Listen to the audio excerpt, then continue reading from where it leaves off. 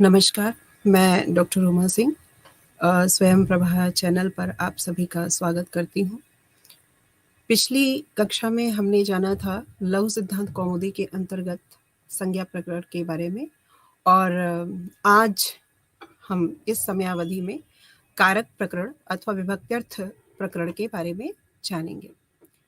कारक प्रकरण को ही विभक्त्यर्थ प्रकरण भी कहा जाता है क्योंकि इसमें कारकों का निरूपण किया गया है, इसलिए कारक प्रकरण कहा जाता है और विभक्तियों के अर्थ और निरूपण किए गए होने के कारण इसे विभक्त्यर्थ प्रकरण भी कहते हैं। कारक क्या होता है इसके बारे में पहले हम जान लेते हैं। कारक कहते हैं क्रियान्वयित्वम कारकत्वम अथवा क्रियाया निवर्तकम येन विना कार्य क्रिया निर्वाहो न भवति तत्कारकम। कहने का तात्पर्य यह है कि क्रिया के साथ अन्वय अर्थात संबंध को कारक कहते हैं। अर्थात किसी क्रिया के संपादन में जिन संज्ञा या सर्वनाम शब्दों का उपयोग होता है वे उस क्रिया के कारक होंगे। जैसे पाचन क्रिया की बात करें तो पाचन क्रिया के संपादन में अग्नि, चूल्हा, पात्र और पाचक सभी उपयोगी और सहायक हैं। कारक शब्द हेतु और निमित्त का पर्याय है, इसलिए किसी क्रिया के संपादन में उपयोगी सभी प्रकार के जो हेतु और निमित्त शब्द हैं वो कारक कहे जाएंगे। जैसे उदाहरण के लिए, हे मित्र, गो ब्राह्मणों की रक्षा के लिए राम ने रणभूमि में उतरकर बाण से रावण को मार डाला। अब इस उदाहरण में हम देखते हैं कि मारना क्रिया है और इस क्रिया के संपादन में जिन जिन वस्तुओं का उपयोग हेतु या निमित्त कारण के रूप में हुआ है वो सभी किसी न किसी कारक में है। जैसे मारना क्रिया है, उसको करने वाला पद राम जो है वो कर्ता में है और कर्ता कारक में है। मारना क्रिया के द्वारा कर्ता जिस वस्तु को सबसे अधिक चाहता है वह रावण है और रावण को इस पद में कर्म कारक है। जिस साधन या उपकरण से यह मारना क्रिया संपन्न की जा रही है, बाण से, तो यह जो बाण पद है वो करण कारक में है और जिसके निमित्त यह मारना क्रिया की गई है वह रक्षा के लिए पद संप्रदान कारक में है। इसी प्रकार उतरना क्रिया के द्वारा जिस वस्तु से अलग होना बताया गया है वह रथ से पद अपादान कारक में है और मारना क्रिया जिस स्थान पर होती है वह रणभूमि में पद अधिकरण कारक में है। इस प्रकार किसी क्रिया के संपादन के लिए 6 प्रकार के संबंध हो सकते हैं और ये 6 संबंध ही कर्ता, कर्म, करण संप्रदान, अपादान और अधिकरण कारक कहलाते हैं। कर्ता, कर्म च करणम च संप्रदानम तथैव च अपादानादि अधिकरणे च कथ्यते कारकाणि षट्। अब ऊपर के उदाहरण में जो अभी हमने उदाहरण दिया उसमें 2 शब्द और भी आए हैं। एक तो आया है हे मित्र और दूसरा गो ब्राह्मणों की। इसका न क्रिया से कोई प्रत्यक्ष संबंध है और न क्रिया के साधन में ही इनका कोई उपयोग होता है, अतः इन शब्दों को कारक नहीं कहते। हे मित्र शब्द संबोधन में है, अतएव ये कारक नहीं है और संबोधन के लिए प्रथमा विभक्ति का व्यवहार होता है। गो ब्राह्मणों का शब्द संबंध में है और इसके लिए षष्ठी विभक्ति का व्यवहार होता है। तो क्रिया से प्रत्यक्ष संबंध न होने के कारण षष्ठी विभक्ति कारक संबंध नहीं बतलाती, इसीलिए जो है षष्ठ्यः कारकत्वम नास्ति कहा जाता है, अर्थात षष्ठी विभक्ति को कारक के अंतर्गत परिगणित नहीं किया जाता है। अब इसे कारक विभक्त्यर्थ प्रकरण भी इसे कहा जाता है क्योंकि इसमें विभक्तियों के अर्थ का निर्णय और निरूपण किया जाता है और कारक विभक्तियों के अर्थ हैं कारक अर्थ हैं और विभक्तियां उनको प्रकट करने के चिन्ह हैं। यही कारक और विभक्तियों का परस्पर अंतर है कि जो कारक होते हैं वो विभक्तियों के अर्थ होते हैं और विभक्तियां उनको प्रकट करती हैं, उनका चिन्ह होती हैं। इस प्रकरण में विभक्तियां किस किस अर्थ में आती हैं यह बताया जाएगा और कर्ता और कर्म आदि कारक हैं उनको प्रकट करती हैं, इसलिए ये प्रथमा आदि विभक्तियां हैं और इनका नाम विभक्त्यर्थ प्रकरण इसीलिए रखा गया है। इस सॉरी इस प्रकरण में सबसे पहला जो सूत्र आता है वो है प्रातिपदिकार्थ लिंग परिमाण वचन मात्रे प्रथमा। ये सूत्र कहता है कि नियतोपस्थितिकः प्रातिपदिकार्थ। अब हम सबसे पहले इसमें जानते हैं कि इसमें शब्द हैं प्रातिपदिकार्थ लिंग परिमाण वचन मात्रे प्रथमा।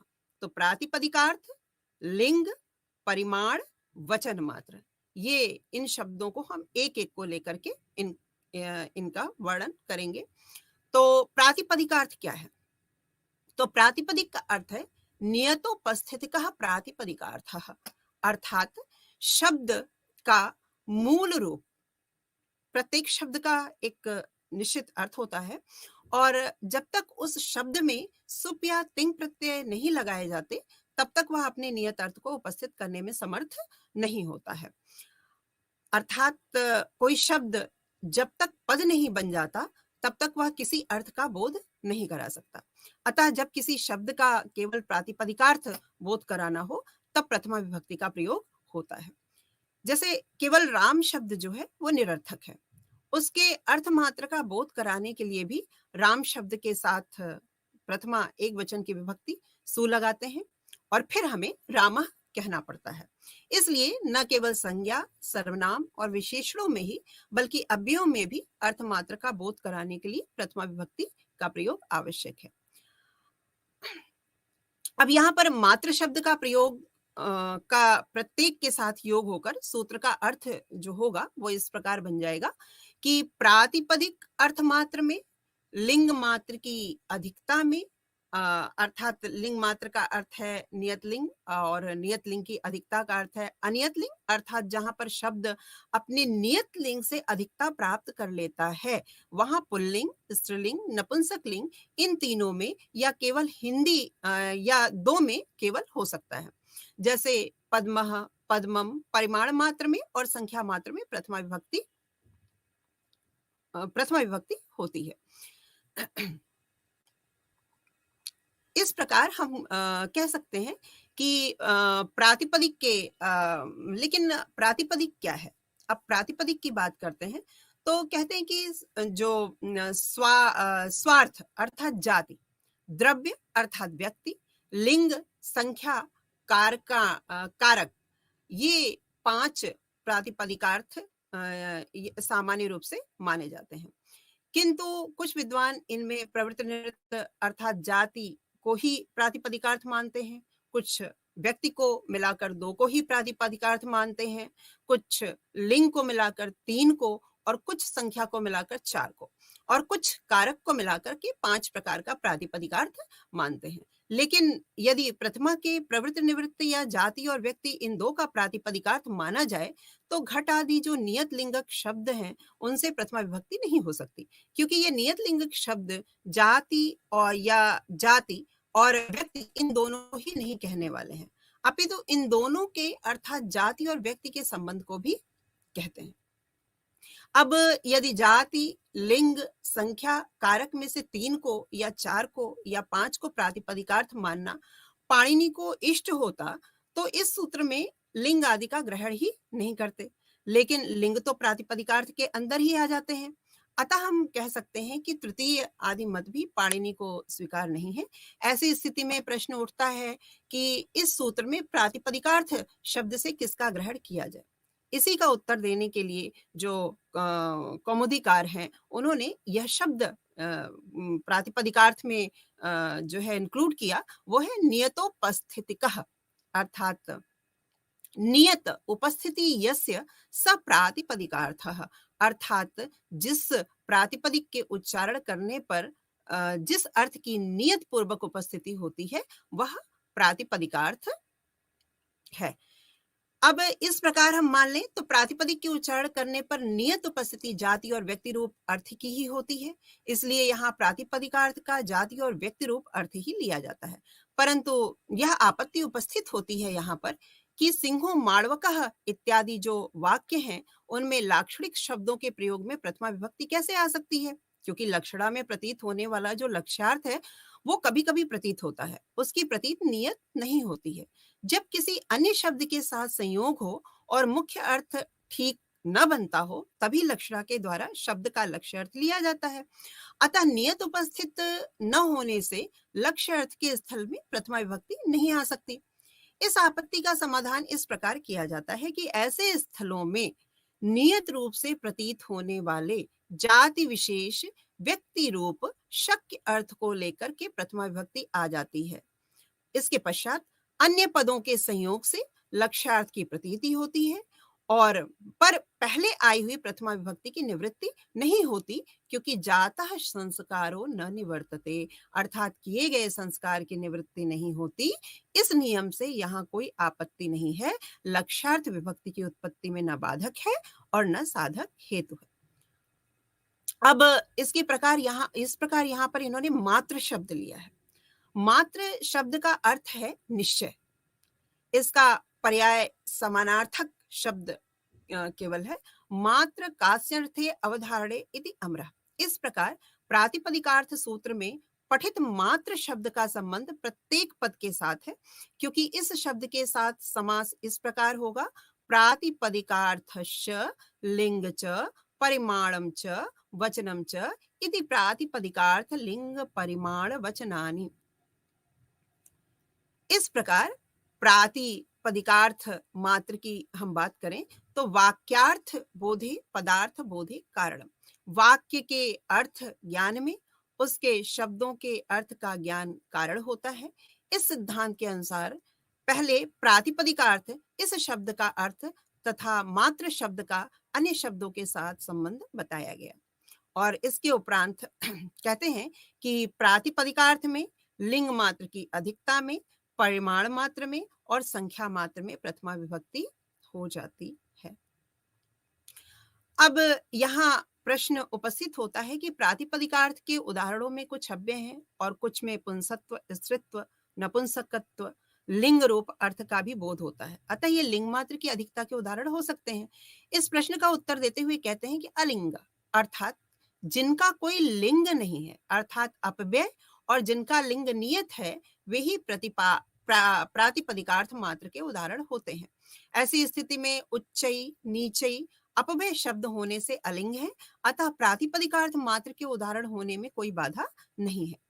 अव्यय शब्दों के अर्थ में लिंग का संबंध नहीं होता, इसलिए तीन लिंगों, सभी विभक्तियों और सभी वचनों में समान रहता है, जिसमें उपर्युक्त लिंग, विभक्ति तथा वचन के कारण विकार नहीं होता, वह अव्यय है। इस प्रकार स्पष्ट है कि अव्यय के अर्थ में लिंग और संख्या का संबंध नहीं होता। लिंग संख्या का संबंध द्रव्य से होता है, जिसकी परिभाषा दी गई लिंग संख्यान्वयित्वम द्रव्यत्वम, द्रव्य से भिन्न अर्थ वाला शब्द अव्यय होता है। अतः अलिंग अव्यय शब्द लिंग मात्र की अधिकता के उदाहरण न होकर के प्रातिपदिकार्थ मात्र के उदाहरण होंगे। जैसे कृष्ण, श्री, ज्ञानम, ये तीन शब्द यहाँ पर हैं और तीनों उदाहरणों में क्रमशः कृष्ण में पुंसत्व, श्री में स्त्रीत्व और ज्ञानम में जो है नपुंसकत्व लिंग रूपी अर्थ का भी बोध होता है। तो ये प्रातिपदिकार्थ मात्र के ही उदाहरण हैं, क्योंकि यहाँ लिंग रूप अर्थ प्रातिपदिकार्थ से भिन्न नहीं है, कारण नियम पूर्वक उपस्थित होने वाले अर्थ को प्रातिपदिकार्थ बताया गया है और इसमें पुंसत्व आदि लिंग रूप अर्थ भी नियत रूप से प्रतीत होने के कारण प्रातिपदिकार्थ ही माने गए हैं। अतः लिंग रूप अर्थ का प्रातिपदिकार्थ में अंतर्भाव हो जाने से ये तीनों उदाहरण भी प्रातिपदिकार्थ मात्र के ही हैं। अनियत लिंग शब्द लिंग मात्र की अधिकता के उदाहरण है, जैसे तटः, तटी, तटम इन शब्दों का उच्चारण करने पर नियत रूप से किसी लिंग की उपस्थिति नहीं होती, उच्चारण के अनुकूल लिंग ज्ञान होता है। जैसे तटः कहने पर पुल्लिंग का, तटी कहने पर स्त्रीलिंग का और तटम कहने पर नपुंसक लिंग का ज्ञान होता है। इस कारण अनियत प्रतीति होने से ये शब्द अनियत लिंग है, अतः प्रातिपदिकार्थ से अधिक लिंग मात्र अर्थ की प्रतीति होने से लिंग मात्र अंश के ये उदाहरण हैं। परिमाण मात्र, अब तीसरा शब्द आता है उसमें परिमाण मात्र। तो परिमाण मात्र की अधिकता में प्रथमा विभक्ति का उदाहरण जो हम लेते हैं वो है द्रोणो व्रीहि, द्रोण भर धान्य।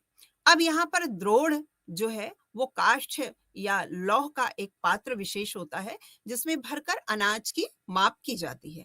इस प्रकार द्रोण एक तौल या आप कह सकते हैं चार अढ़िया है और व्रीहि की परिभाषा मात्र बताने के लिए द्रोणः शब्द प्रथमा विभक्ति में आया है। इस प्रकार द्रोणो व्रीहि इस वाक्यांश का अर्थ हुआ द्रोण रूप जो परिमाण उससे तुला हुआ। व्रीहि अर्थात धान्य, अर्थात एक द्रोण धान्य। यहाँ सुप्रत्यय का अर्थ सामान्य परिमाण में, प्रकृति का अर्थ विशिष्ट परिमाण में अभेद स्थापित संबंध से विशेषण है, क्योंकि सामान्य विशेषियो भेदान्वयः यह नियम है। इस प्रकार से यहाँ पर प्रातिपदिकार्थ लिंग परिमाण वचन मात्र में प्रथमा विभक्ति का प्रयोग होता है। अब इसी के बाद जो अगला सूत्र आता है वो है संबोधने च। संबोधने च सूत्र कहता है कि संबोधन में भी प्रथमा विभक्ति हो। जैसे हे राम, हे राम में यहाँ संबोधन में प्रथमा विभक्ति हुई है। यहाँ हे राम ऐसा कहने पर न केवल राम व्यक्ति का बोध होता है अपितु संबोधित राम व्यक्ति का ज्ञान होता है। अतः प्रातिपदिकार्थ राम व्यक्ति से अधिक संबोधन रूप अर्थ की प्रतीति होने से सूत्र से प्रथमा पूर्व विभक्ति की प्राप्ति होती है।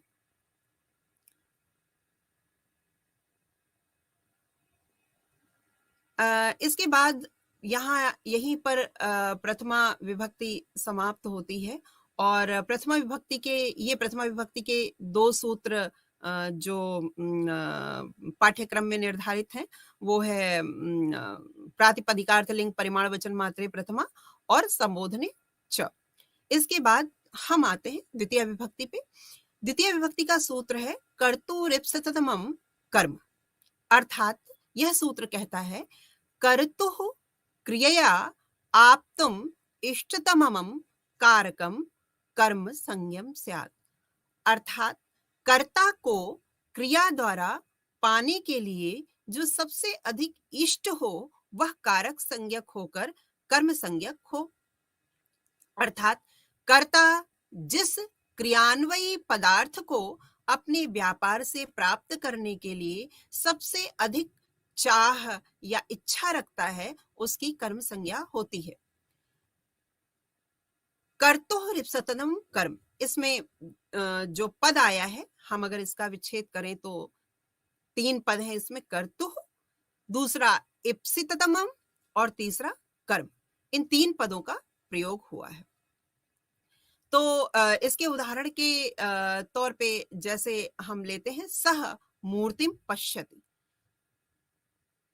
सह वह, मूर्तिम मूर्ति को, पश्यति देखता है। इस पूरे वाक्य में सह मूर्तिम पश्यति, इस पूरे वाक्य में जो करता है वो पश्यति जो है यहाँ पर दर्शन क्रिया है और इस पश्यति दर्शन क्रिया के द्वारा मूर्ति रूपी मूर्ति जो उसका विशेष रूप से मूर्ति को प्राप्त करना चाहता है, अर्थात जो मूर्ति है उसको अपनी दर्शन क्रिया का विषय बनाना चाहता है, अतः मूर्ति को दर्शन क्रिया के प्रति कर्म संज्ञा हो जाती है। अब यहाँ प्रश्न उठता है कि कर्तुः किम शब्द क्यों कहा गया?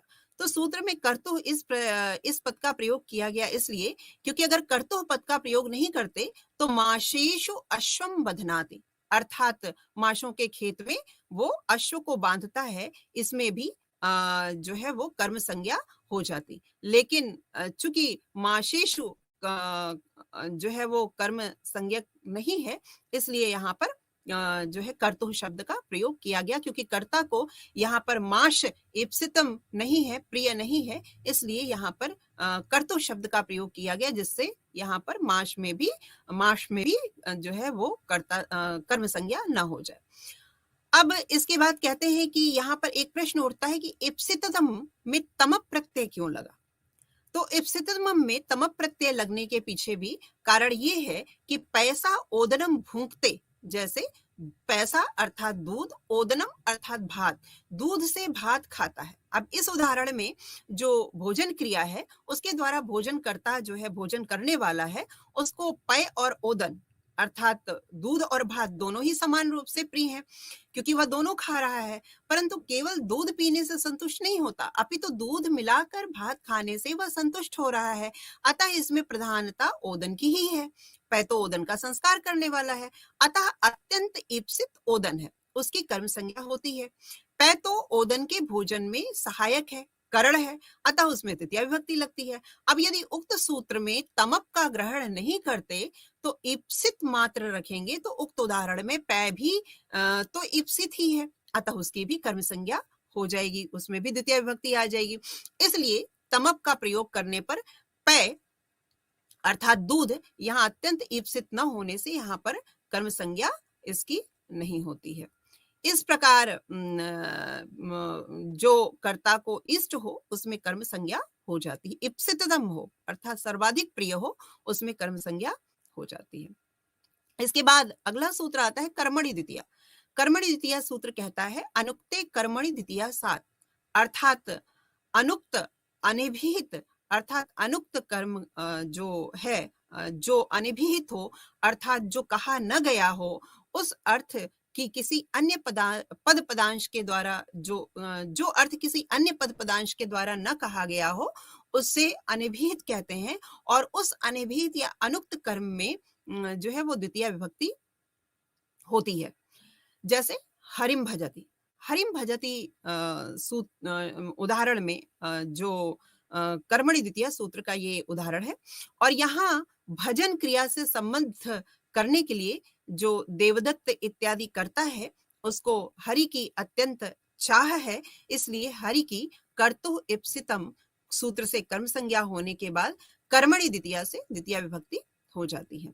इस उदाहरण में जो हरिम भजति उदाहरण है इसमें तिंग प्रत्यय लह कर्मणि च भावे सूत्र से कर्ता अर्थ में हुआ है, अतः कर्ता अर्थ को जो ती प्रत्यय है वो प्रकट कर देता है, परंतु कर्म अर्थ को यहाँ पर पद पदांश प्रकट नहीं करता, इसलिए यहाँ कर्म का कथन न होने से वह अनुक्त है और अनुक्त कर्म में होने के कारण जो हरि है उसमें द्वितीय विभक्ति हुई। जब कर्म उक्त या अभिहित होता है वहां निश्चित अर्थ अर्थात प्रातिपदिक अर्थ बतलाने के कारण प्रथमा विभक्ति हो जाती है। ये अभिधान या कथन प्रायः तिंग कृत तथा तद्धित प्रत्ययों और समास द्वारा होता है, अर्थात जहां तिंग कृत तद्धित समास के द्वारा कर्म का विरोध स्पष्ट रूप से हो जाता है वहां कर्म उक्त या अभिहित कहलाता है और वह उक्त कर्म प्रथमा विभक्ति में होता है। इस प्रकार द्वितीय विभक्ति के अंतर्गत एक और सूत्र आता है और वह है अकथितम च। अकथितम च सूत्र कहता है अपादानादि विशेषैर विवक्षितम कारकम कर्म संज्ञम स्यात्, अर्थात जब किसी कारक की अपादान आदि विशेष संज्ञा न कहनी हो तो उसकी भी कर्म संज्ञा हो जाती है। कहने का तात्पर्य यह है कि क्रियाएं जो होती हैं द्विकर्मक होती हैं। एक कथित कर्म के अतिरिक्त उनका एक अकथित अर्थात गौड़ कर्म भी होता है, जहां अपादान, संप्रदान, अधिकरण आदि कारकों का प्रयोग हो सकने पर भी जो वक्ता है उनको नहीं कहना चाहता, वहां उन कारकों के स्थान पर कर्म कारक होता है और उसे अकथित कर्म कहते हैं। इसलिए ये सूत्र ही कहता है अकथितम च। ऐसे जो स्थल हैं जो अकथितम च सूत्र से जहां पर कर्म संज्ञा होती है, इसमें कुछ ही धातुएं परिगणित की गई हैं, जिनमें है दुह अर्थात दुहना, याच मांगना, पच पकाना, दंड दंड देना, रुद्ध रोकना, पृच्छ पूछना, ची चुनना, ब्रू कहना, शास शासन करना, जी जीतना, मत मथना, मुश चुराना, नी ले जाना, री हरना, कृश खींचना, वह ढोना। इन क्रियाओं के योग में जो है वो द्वितीय विभक्ति का प्रयोग होता है। जैसे उदाहरण के लिए हम दुह धातु को लेते हैं। अकथितम च सूत्र के अंतर्गत दुह पहली जो धातु ली गई वो ये है। तो दुह धातु के अंतर्गत हम लेते हैं तो इसका पहला उदाहरण आता है गाम दोग्धि पयः, अर्थात गाम गाय से, दोग्धि दूध को, पयः दूध को, दोग्धि दुहता है। इसमें कर्ता का इप्सितम होने के कारण जो पयः है वो प्रधान कर्म है, और इस प्रधान कर्म से संबंध रखने वाली जो गाय है गौड़ या अकथित कर्म है, क्योंकि गाय पय के निमित्त दुही गई है और पय का गाय से विश्लेष या पृथक्करण हुआ है। अतः अपादान में भी गो शब्द का प्रयोग किया जा सकता है। अपादानत्व की विवक्षा में गो दोग्धि पयः प्रयोग होगा और गोह में पंचमी विभक्ति होगी। इसी प्रकार अन्य स्थल पर भी समझना चाहिए। इसी प्रकार याच बलिम याचते वसुधाम, बलि से याचते मांगता है, वसुधाम पृथ्वी, अर्थात बलि से पृथ्वी मांगता है में जो वसुधा है वो मुख्य कर्म है और बलि गौड़ कर्म है। और इस प्रकार से यहाँ पर जो बलि है उसमें इसमें अपादान की अविवक्षा में जो है अविनीत कर्म होगा, अन्यथा अविनीतात विनयम याचते हो जाएगा और अनुनय अर्थ में याच का मुख्य अर्थ अविनीत हो जाता है। इसलिए संप्रदान की अविवक्षा में विनयम गौड़ कर्म होगा और अविनीतम विनयाय याचते में विनयाय चतुर्थी का रूप होगा। इस प्रकार से दूसरा उदाहरण हम लेते हैं पच, तंडुलान ओदनम पचति, चावलों से, तंडुलान चावलों से, ओदनम भात को, पचत पकाता है। इसमें पचति का मुख्य कर्म ओदन है। गर्गान शतम दंडयति, इसमें गर्गों को 100 रुपए दंड करता है। इसमें शतम जो मुख्य कर्म है और अपादान की अविवक्षा के कारण गर्गान अकथित कर्म है। इसी प्रकार रुद्ध, प्रच्छ, जी, ब्रू, शास, जी, मथ और मुश, नी, री, कृश, इन सभी में अकथितम च सूत्र से कर्म संज्ञा हो जाती। ये जो भी 16 धातुएं हैं कारक की, इस सूत्र के अंतर्गत जो परिगणित की गई हैं 16 धातुएं, इनका अकथितम च सूत्र से इनकी कर्म संज्ञा होती है और इनको इन्हीं के अंतर्गत द्वितीय विभक्ति के अंतर्गत इनका परिगणन किया जाता है, अर्थात कर्म संज्ञा इनकी हो जाती है। अब हम आते हैं तृतीय विभक्ति पे। तृतीय विभक्ति का पहला सूत्र है स्वतंत्र कर्ता। स्वतंत्र कर्ता सूत्र कहता है क्रियायाम स्वातंत्रेण विवक्षितो अर्थः कर्ता स्यात्, अर्थात क्रिया में स्वतंत्र रूप से विवक्षित पदार्थ की कर्तृ संज्ञा हो, अर्थात क्रिया के संपादन के विषय में जो स्वतंत्र या प्रधान भाव से विवक्षित रहता है वह कर्ता कहलाता है। और इसी क्रम में अगला जो सूत्र है वो है कर्तिकरणयोः तृतीया। ये सूत्र कहता है कि अनभिहिते कर्तरि करणे च तृतीया स्यात्, अर्थात क्रिया की सिद्धि में जो अत्यंत उपकारक होता है उसकी करण संज्ञा होती है। इस प्रकार अपने कार्य की सिद्धि में कर्ता जिसकी सबसे अधिक सहायता लेता है उसे करण कहा जाता है और इस प्रकार कर्ता और करण अर्थ में तृतीया विभक्ति का प्रयोग होता है।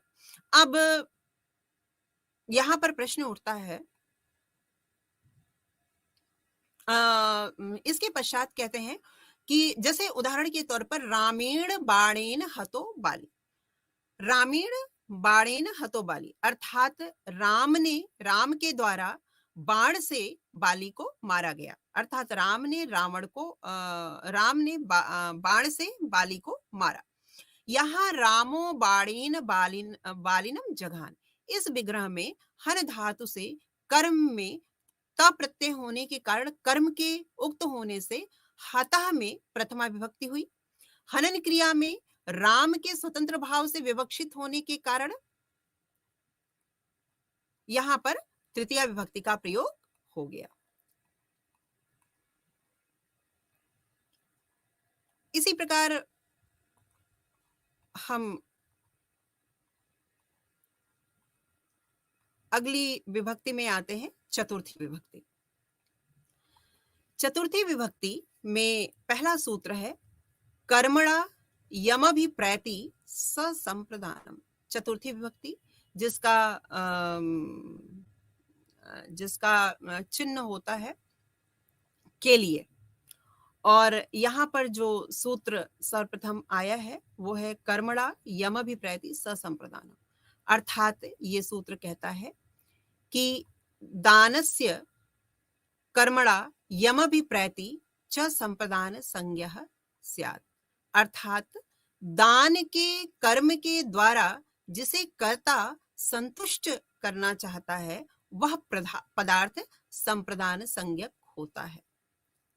दान के कर्म के द्वारा जिसे कर्ता संतुष्ट करना चाहता है वह जो है वह पदार्थ, उस पदार्थ में संप्रदान संज्ञा होती है।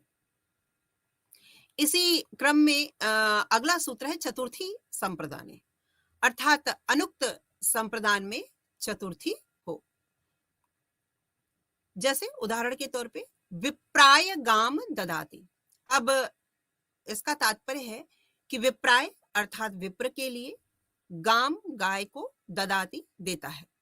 यहाँ जो कर्ता है देवदत्त इत्यादि कर्ता, उसके दान के कर्मभूत जो गौ से विप्र को संतुष्ट करना चाहता है, इसलिए विप्र को कर्मणा यमभिप्रैति सूत्र से संप्रदान संज्ञा और चतुर्थी संप्रदाने से चतुर्थी यहाँ पर हुई है। अनिभेत संप्रदान में ही चतुर्थी विभक्ति होती है, चतुर्थी संप्रदाने कहता है। तो अभिहित संप्रदान में उक्तार्थ होने के कारण प्रातिपदिकार्थ सूत्र से प्रातिपदिकार्थ मात्र में प्रथमा विभक्ति आती है। जैसे दीयते अस्मै दानियो विप्रः, इसको दिया जाता है अतः दानीय ब्राह्मण होता है। यहाँ दानीय शब्द दा धातु से कृत्य लुटो बहुलम सूत्र से संप्रदान अर्थ में अनियर प्रत्यय होने से बना है, अतः कृत प्रत्यय अनियर से संप्रदान उक्त है, इसलिए दानीय में प्रातिपदिकार्थ मात्र में प्रथमा विभक्ति हो गई। क्रिया के साथ जिसका संबंध करना इष्ट हो वह भी संप्रदान संज्ञक होता है। इस प्रकार से यहाँ पर संप्रदान संज्ञा जो जिसको कर्ता संतुष्ट करना चाहे जिस पदार्थ के द्वारा, उसमें संप्रदान संज्ञा हो जाती है। अब उसी क्रम में अगला सूत्र आता है नमः स्वस्ति स्वाहा स्वधा अलम वसट् योगाच्च। यहाँ पर नमः अर्थात नमस्कार, स्वस्ति अर्थात शुभ या कल्याण, स्वाहा अर्थात देव यज्ञ में अर्पण करने के लिए जो प्रयुक्त शब्द होता है स्वाहा, स्वधा पितृयज्ञ अर्थात तर्पण या श्राद्ध में प्रयुक्त शब्द, अलम समर्थ या पर्याप्त, वशट देवार्पण के लिए जो प्रयुक्त शब्द होता है उसे वशट कहते हैं। इन शब्दों के योग में चतुर्थी विभक्ति हो। जैसे उदाहरण के तौर पे नमः के योग में हम नमः का उदाहरण लेते हैं। इसमें सबसे पहले आता है हरये नमः। हरये अर्थात हरि को नमस्कार है। यहाँ पर नमः शब्द आया है और नमः पद के योग में हरि शब्द में नमः में चतुर्थी विभक्ति हो गई। इसके बाद प्रजाभ्यः स्वस्ति, प्रजाओं का कल्याण हो। अग्नये स्वाहा, अग्नि देवता को आहुति दी जाती है। पितृभ्यः स्वधा, पितरों को काव्य दिया जाता है। इन तीन उदाहरणों में क्रमशः स्वस्ति, स्वाहा और स्वधा, इनके योग में क्रमशः प्रजा, अग्नि और पितृ शब्दों में नमः स्वस्ति इत्यादि सूत्र से चतुर्थी विभक्ति हो गई है।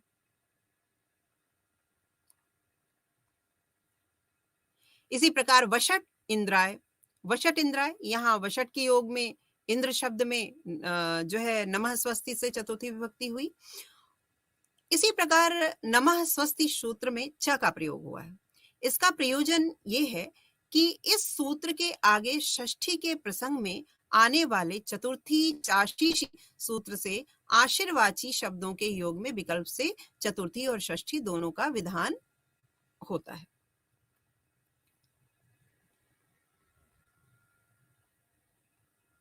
इसके पश्चात हम ये चतुर्थी विभक्ति यहीं पर समाप्त होती है और हम आते हैं पंचमी विभक्ति पर। पंचमी विभक्ति सूत्र पंचमी विभक्ति के अंतर्गत पहला सूत्र आता है ध्रुवम पाये अपादानम। ध्रुवम पाये अपादानम सूत्र कहता है अपायो विश्लेषः तस्मिन् साध्ये ध्रुवम वधिभूतम कारकम अपादानम स्यात्। अर्थात अपाय, विश्लेष, विश्लेष का अर्थ है पार्थक्य, साध्य होने पर स्थिर अवधिभूत कारक की अपादान संज्ञा हो। अपादान अर्थात पंचमी विभक्ति का प्रयोग वस्तुतः इसका कारक चिन्ह है से, और यह अलग होने के अर्थ में प्रयुक्त होता है। और यही बात यहाँ पर कही जा रही है कि अपाय अर्थात जहां पर पार्थक्य हो, साध्य होने पर स्थिर अवधिभूत कारक की अपादान संज्ञा हो जाती है। अपादान कारक में पंचमी विभक्ति आती है, जैसे ग्रामात आयाति, गांव से, ग्रामात अर्थात गांव से, आयाति अर्थात आता है। यहां पर जो आयाति आना क्रिया है उसके द्वारा वियोग, ग्राम से वियोग सिद्ध हो रहा है। इस अवधिभूत में जो ग्राम है उसकी ध्रुवम पाए अपादानम सूत्र से अपादान संज्ञा होने पर अपादाने पंचमी सूत्र से पंचमी विभक्ति हुई। इसी प्रकार धावतो अश्वात पतते, अर्थात धावतो दौड़ते हुए, अश्वात घोड़े से, पतति गिरता है। यहां जो विश्लेष कारक पतन क्रिया में अवधि होने से अश्व की अपादान संज्ञा हो गई। इस प्रकार ध्रुवम पाए अपादानम सूत्र से अपादान संज्ञा होने पर अपादाने पंचमी से पंचमी हो जाती है।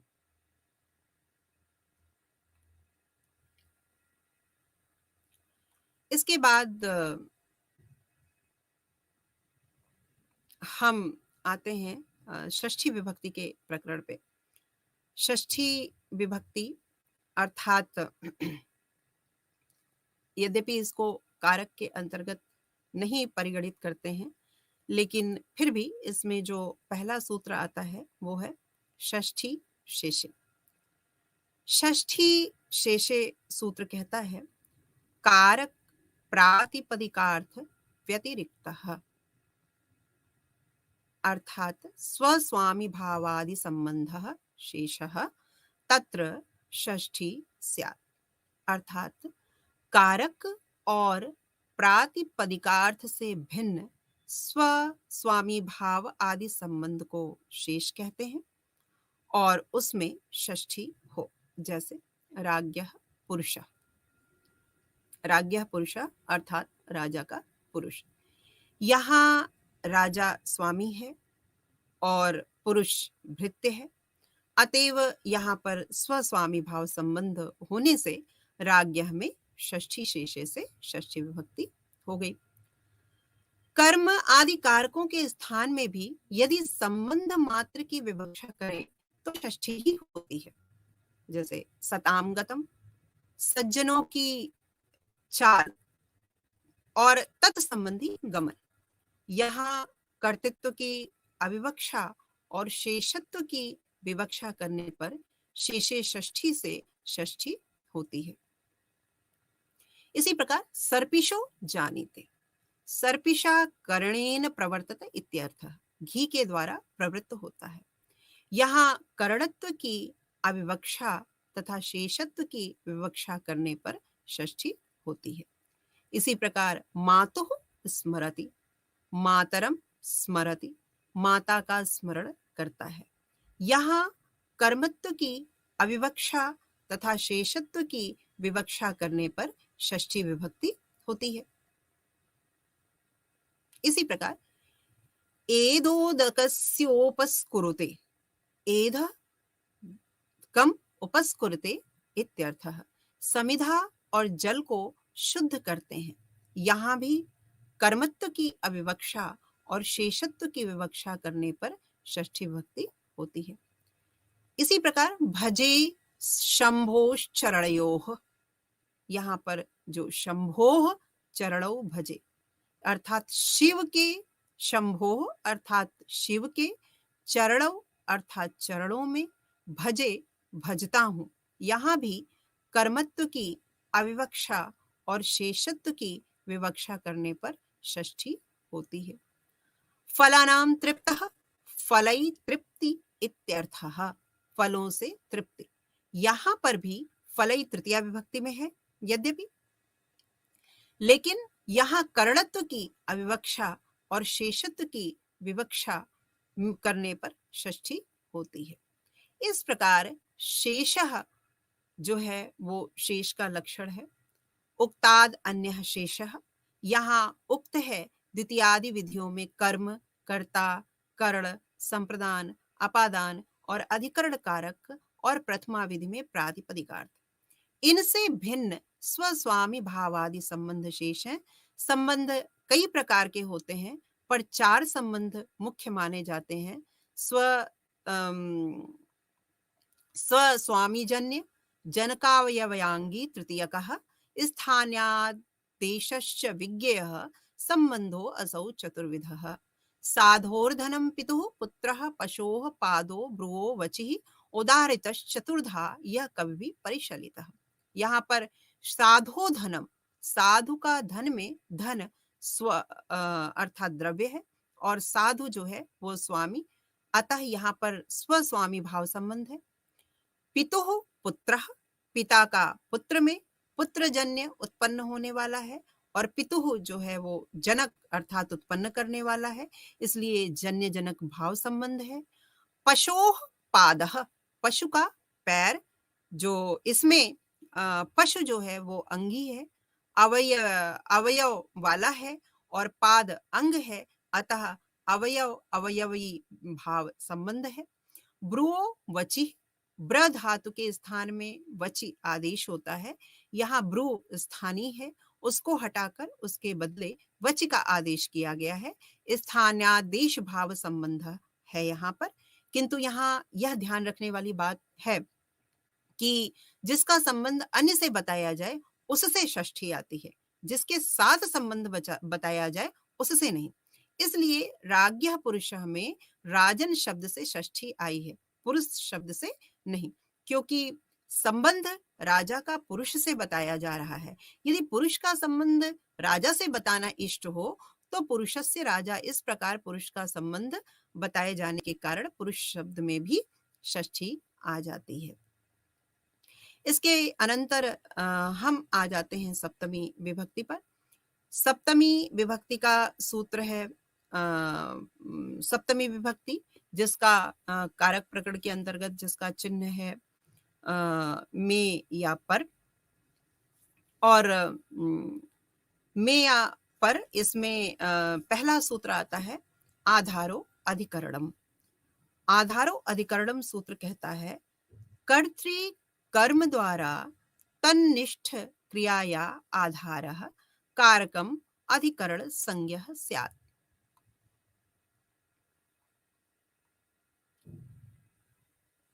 अधिकरणे अर्थात कर्ता और कर्म के द्वारा कर्तृनिष्ठ क्रिया का आधार कारक संज्ञक हो करके अधिकरण संज्ञक हो।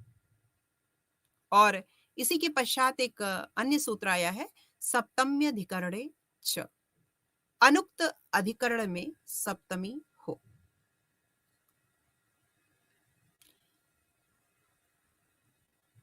दूर और अंतिम, दूर और अंतिम अर्थात समीप अर्थ वाले शब्दों से भी सप्तमी हो। अब यहां पर हम बात करते हैं आधारो अधिकरणम, अर्थात आधार जो अधिकरण है उसमें सप्तमी विभक्ति होती है। आधार तीन प्रकार का होता है, औपश्लेषिक, वैषयिक और अभिव्यापक। जहां कोई वस्तु लगी रहे वह औपश्लेषिक आधार है, जो आधार किसी का विषय हो वह वैषयिक है, और जहां कोई वस्तु व्याप्त हो वह अभिव्यापक आधार है। इस प्रकार से जो आधार की बात की जाती है, 3 प्रकार के आधार माने गए, औपश्लेषिक, वैशयिक और अभिव्यापक। औपश्लेषिक, जहाँ कोई वस्तु लगी रहे, वह औपश्लेषिक। जहाँ पर किसी का जो आधार किसी का विषय हो, वह वैशयिक। और जहाँ कोई वस्तु व्याप्त हो, वह अभिव्यापक। उदाहरण के तौर पे जैसे हम लेते हैं कटे आस्ते। कटे अर्थात चटाई पर, आस्ते अर्थात बैठता है। अब यहां पर जो कट है वो सप्तमी विभक्ति में आया है, और यहां चटाई से, कट का अर्थ है चटाई, यहां चटाई से संपृक्त होने के कारण औपश्लेषिक आधार मान करके यहां पर आधारो अधिकरणम सूत्र से जो है यहां अधिकरण हो जाता है। यहां पर औपश्लेषिक आधार मानकर जैसे दूसरा हम वो लेते हैं सूत्र, उदाहरण ले लेते हैं, स्थाल्याम पचति। स्थाल्याम अर्थात जो बटलोई होती है, स्थाली, थाली में, पचति माने पकाता है अर्थात पाक क्रिया करता है। यहाँ पर औपश्लेषिक आधार मान करके सप्तमी विभक्ति यहाँ हुई है। इसी प्रकार जो तृतीय है, मोक्षे इच्छा अस्ति, अर्थात मोक्ष विषय में इच्छा है। यहाँ विषय मोक्ष है और इसलिए यहाँ पर वैषयिक आधार मान करके सप्तमी विभक्ति, यहाँ पर सप्तम्य आधार अधिकरणम से इस सूत्र से यहाँ पर सप्तमी विभक्ति होती है। अब यहाँ पर वनस्य दूरे अंतिके वा, वन के दूर या समीप प्रकार के दुरार्थक और अंतरिकार्थक शब्दों में पूर्वोक्त दूरांतिकार्थेभ्य सूत्र के द्वारा विहित द्वितीय और पंचमी विभक्ति के साथ इस सप्तमी को मिला करके कुल 4 प्रकार की विभक्तियां फलित हुई हैं। आधारो अधिकरणम, इस सूत्र में कारके का अधिकार है, अतएव इसका जो सूत्र बनेगा वो ऐसे बनेगा, कारके आधारो अधिकरणम। आन्यते अस्मि अस्मिनिति आधारा, जिस स्थान पर कोई पदार्थ रखा जाता है उसे आधार कहते हैं। आधार किसका? आधार क्रिया का। क्योंकि यह सूत्र कारक प्रकरण में है और कारक का संबंध क्रिया से होता है, तो क्रिया के साक्षात आधार तो कर्ता और कर्म ही होते हैं, पर उनके आधार को भी परंपराया क्रिया का आधार माना जाता है, अर्थात कर्तृनिष्ठ और कर्मनिष्ठ आधार ही परंपरा संबंध से क्रिया का आधार कहा जाता है। क्रिया के इस आधार को ही अधिकरण कारक कहते हैं। औपश्लेषिक, जिसके साथ आधेय का भौतिक संश्लेष हो, उप समीपे श्लेषः उपश्लेषः संयोग संबंधः तत्र भवः औपश्लेषिकः, जैसे खट्वायाम शेते, जैसे खट्वायाम शेते, यहाँ पर जो खट्वा है यह औपश्लेषिक आधार है और इसलिए यहाँ पर इसमें सप्तमी विभक्ति का प्रयोग हुआ है।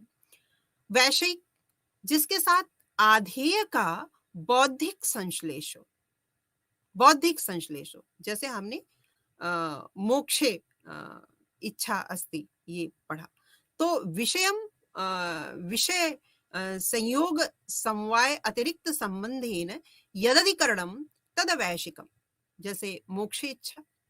इसके बाद अभिव्यापक, जिसके साथ आधेय का व्यापक संबंध हो, अभिसमन्ताद व्यापकः अभिव्यापकः सर्वात्म संयोगः सर्व अवयव अवच्छेदेन व्याप्तिस् तदभिव्यापकम, जैसे यथा हम उदाहरण के तौर पे लें तिलेषु तैलम।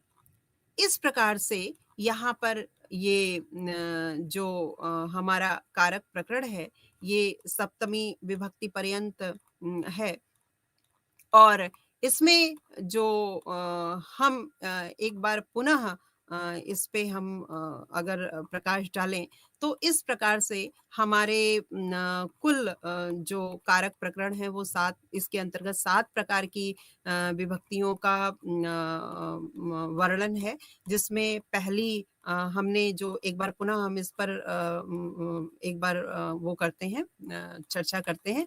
तो पहली जो विभक्ति है वो है प्रातिपदिकार्थ लिंग परिमाण वचन मात्रे प्रथमा, अर्थात प्रातिपदिक अर्थ में परिमाण वचन और लिंग मात्र की प्रथमा विभक्ति होती है।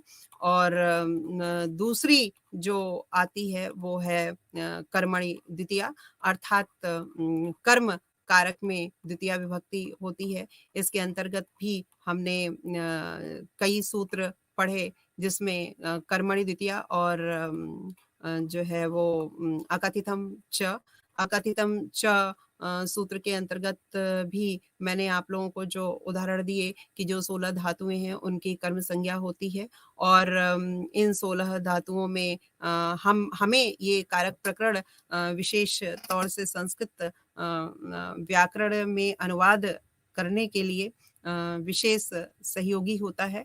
और इसमें जब हम इन द्वितीय विभक्ति के अंतर्गत अकथितम च के अंतर्गत जब हम ये 16 धातुएं स्मरण करते हैं तो इन 16 धातुओं को स्मरण करना होता है, ताकि हम ये जान सकें कि इन 16 धातुओं में जो है वो अन्य जो अन्य कारक हैं उनकी अविवक्षा में ही इन 16 धातुओं में कर्म कारक हो जाता है।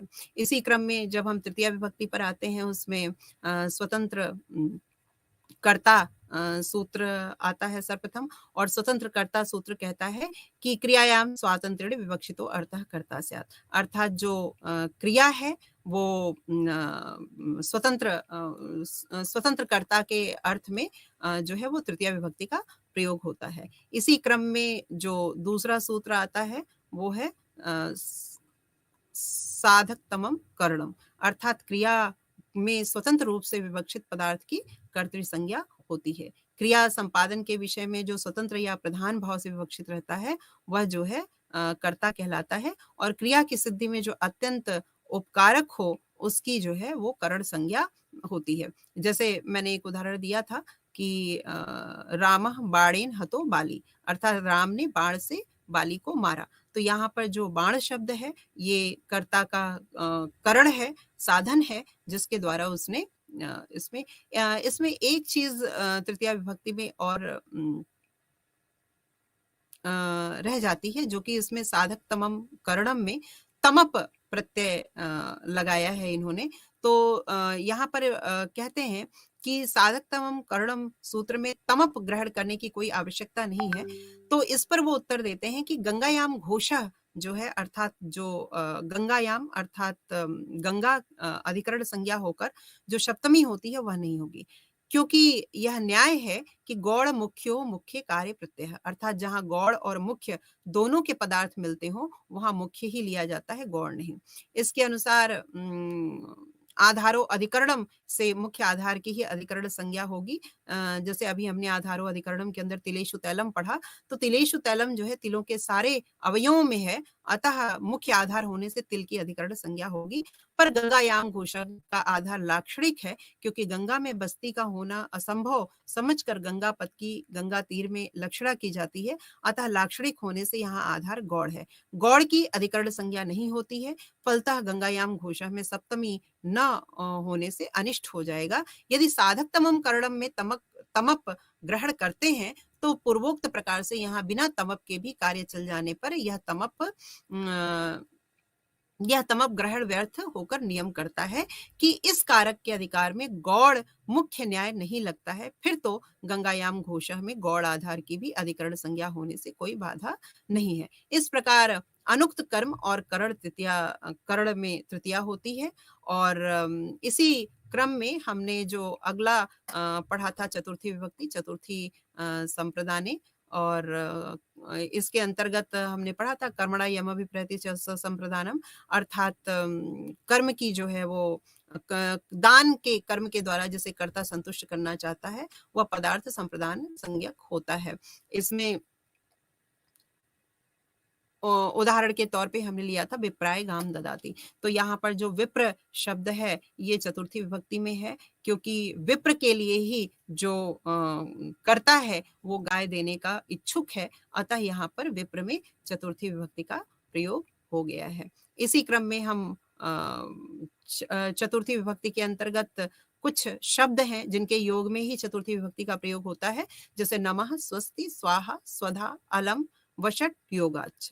अर्थात नमः के योग में, स्वस्ति के योग में, स्वाहा के के योग में, स्वधा के योग में, अलम के योग में और वसट के योग में चतुर्थी विभक्ति का प्रयोग होता है।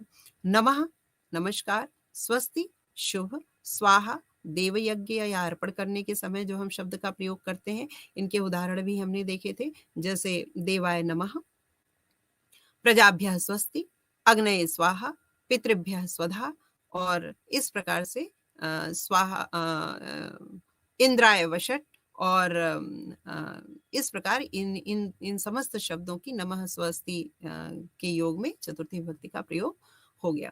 इसके बाद ध्रुवम्पाय अपादानम सूत्र हमने पढ़ा। ध्रुवम्पाय अपादानम सूत्र में अपायो विश्लेषः तस्मिन् साध्ये ध्रुवम अवधिभूतम कारकम अपाद्यान संज्ञा स्यात्। अर्थात जहां पर विश्लेष की बात की जाए, जहां पर अपाय विश्लेष अर्थात प्राथक के साथ होने पर स्थिर अवधिभूत कारक की अपादान संज्ञा होती है। और इस अपादान संज्ञा के अंतर्गत जैसे हमने उदाहरण के तौर पे पढ़ा था ग्रामात आयति। अब यहाँ पर क्या हो रहा है कि ग्राम से जो भी करता है वो ग्राम से अलग हो रहा है, इसलिए यहाँ पर ग्रामात आयति सूत्र से ग्रामात में पंचमी विभक्ति का प्रयोग हो गया। इसी प्रकार वृक्षात पतति, जैसे वृक्षात पर्णानि पतन्ति, तो वृक्षात पर्णानि पतन्ति में जो पत्ते हैं वो वृक्ष से अलग हो रहे हैं, इसलिए वृक्षात में पंचमी विभक्ति का प्रयोग इस सूत्र से अपादाने पंचमी से हो गया, ध्रुवम्पाय अपादानम से हो गया।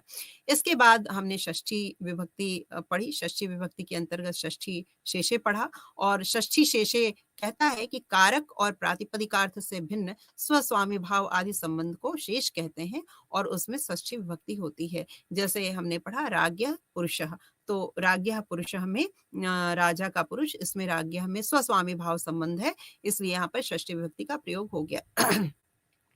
इसके अंतर्गत हमने पढ़ा कि जो संबंध होते हैं वो 4 प्रकार के होते हैं और इन 4 प्रकार के संबंधों में जो है वो शेष होने के कारण यहाँ पर षष्ठी विभक्ति का प्रयोग हो जाता है। इसके बाद हम आते हैं सप्तमी विभक्ति आधारो अधिकरणम अंतिम विभक्ति पर, और यह कहती है आधारो अधिकरणम और सप्तमी अधिकरणे च, यह जो कहती है, यह विभक्ति कहती है कि कर्ता और कर्म के द्वारा कर्तनिष्ठ जो क्रिया का आधार कारक संज्ञक होकर अधिकरण संज्ञक होता है। इसके अंतर्गत हमने जो है वो आधार के भेद पढ़े, जिसमें से अधिकरण कारक के अंतर्गत हमने 3 प्रकार के आधार पढ़े। आधार औपश्लेषिक, वैषयिक और अभिव्यापक। जहां भी ये 3 आधार होते हैं उसमें सप्तमी विभक्ति का प्रयोग होता है। जहां आधार औपश्लेषिक आधार, जहां कोई वस्तु लगी रहे उसे औपश्लेषिक आधार कहते हैं, जैसे कटेयास्ते। और जहाँ कोई जो है अधिकरण और जैसे स्थाल्याम पचति औपश्लेषिक आधार, और यहाँ पर सप्तमी विभक्ति का प्रयोग हुआ मोक्षे इच्छा अस्ति, मोक्ष विषय के यहाँ इच्छा होने के कारण यहाँ पर वैषयिक आधार है। इस प्रकार से यहाँ पर ये 7 प्रकार की विभक्तियां हमने आज इसके अंतर्गत पढ़ी, कारक प्रकरण के अंतर्गत पढ़ी, और ये संस्कृत व्याकरण में जो है वो अनुवाद करने में या संस्कृत व्याकरण के ज्ञान में हमें सहायता प्रदान करते हैं। धन्यवाद।